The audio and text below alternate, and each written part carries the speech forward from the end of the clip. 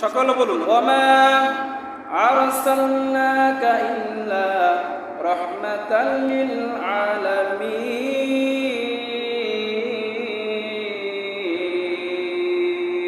সুবহানাল্লাহ বলুন।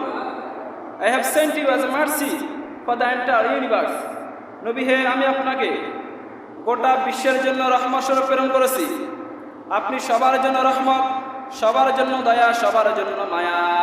সুবহানাল্লাহ বলুন। ফাবিমা রাহমাতিন মিনাল্লাহি লিনতা লাহুম ওয়া লা কুনতা ফাজ্জান গালিযাল কলবি লানফাদু মিন হাওলিক। নবী, আপনার হৃদয়টা বকমল, সফট হার্টেড মানুষ। বিশ্বনবী সাল্লাল্লাহু আলাইহি সাল্লাম যখন কথা বলতেন, ওনার মুখ দিয়ে মুক্তা ঝরত।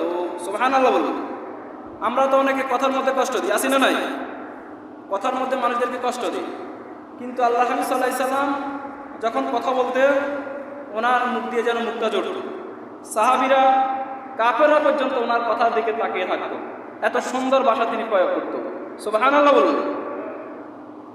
তার মানে কোরআন 5 নম্বর পরিচয় দিচ্ছে, তিনি ছিলেন রাহমাতাল লিল আলামিন। আবার আল্লাহ বলেন, লাকাদ জাআকুম রাসূলুম মিন আনফুসিকুম আজিজুন আলাইহি মা আনিতুম হারিসুন আলাইকুম বিল মুমিনিনা রাউফুর রহিম। তিনি তো এমন নবী যিনি তোমাদের জন্য রহমত, তিনি তোমাদের কল্যাণকামী, মুমিনদের জন্য সে খুবই দয়া মায়া, তার ভিতরে দয়া মায়া রয়েছে। সুবহানাল্লাহ বলুন।